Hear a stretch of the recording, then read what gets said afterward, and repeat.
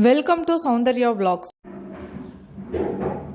Hi எல்லாருக்கும் வணக்கம். இன்றைக்கி நம்ம என்ன பார்க்க போகிறோம்னா தேங்காய் துவையல் எப்படி பண்ணுறதா பார்க்க போகிறோம். இதில் வந்து நான் என்னென்ன போடுறேன்னு ஒரு பிளேட்டில் எடுத்து வச்சுருக்கேன். பார்த்தீங்கன்னா தேங்காய் எடுத்து வச்சுருக்கேன்.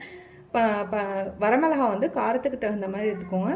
ஒரு பெரிய அரைநெல்லிக்காய் சைஸ் அளவு புளி எடுத்து வச்சுருக்கேன். எள்ளு பார்த்திங்கன்னா வந்து நான் ஒரு சின்ன ஸ்பூனில் ஒரு ஸ்பூன் எடுத்திருக்கேன். எள்ளு வந்து பார்த்திங்கன்னா வந்து நீங்கள் இப்போ கன்சீவாக இருக்கீங்க இல்லை குழந்தைங்க ட்ரை பண்ணிட்டு இருக்கேன்னா எள்ளை விட்டுருங்க. மீதி மூணையும் வதக்கி அரைச்சிக்கலாம். எள்ளு சேர்த்தா தான் டேஸ்ட்டாக இருக்கும்ல, எள்ளு சேர்க்காமலும் இந்த தேங்காய் துவையல் டேஸ்ட்டாக இருக்கும். இப்போ வாங்க எப்படி பண்ணுறதுன்னு பார்க்கலாம். இப்போது ஸ்டவ் ஆன் பண்ணி பாத்திரம் வச்சுக்கலாம் துவையல் செய்கிறதுக்கு.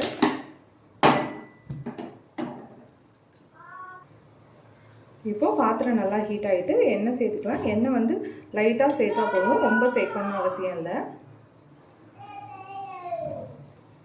இப்போ பார்த்திங்கன்னா வந்து எண்ணெய் நல்லா ஹீட் ஆகிட்டு இந்த தேங்காய் சேர்த்துக்கலாம்.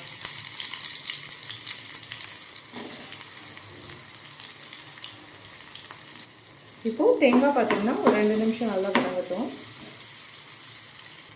இப்போது தேங்காய் சேர்த்து தேங்காய் வதங்கி 2 நிமிஷம் ஆயிடுச்சு. இப்போ இதில் வரமிளகாய் சேர்த்து இது ஒரு 2 நிமிஷம் வதங்கட்டும்.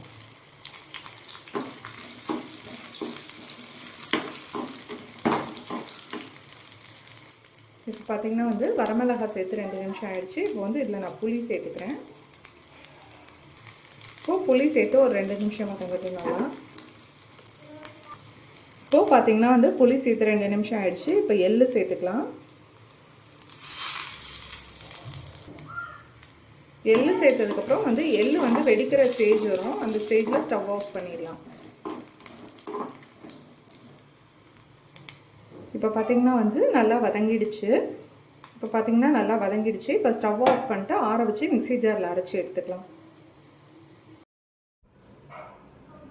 இப்போது பார்த்திங்கன்னா வந்து துவையல் நல்லா ஆறிடுச்சு. அதனால் மிக்ஸி ஜாரில் சேர்த்து நல்லா அரைச்சி எடுத்துக்கலாம். இப்போ பார்த்திங்கன்னா வந்து நான் வதக்கும் போது உப்பு சேர்க்கலாம். அதனால் இப்போ உப்பு சேர்த்து அரைச்சிக்கிறேன். இப்போது நம்மளோட துவையல் பார்த்திங்கன்னா சூப்பராக ரெடி ஆகிடுச்சு. நான் டேஸ்ட் பண்ணி பார்த்தேன், அவ்வளோ சூப்பராக இருக்குது.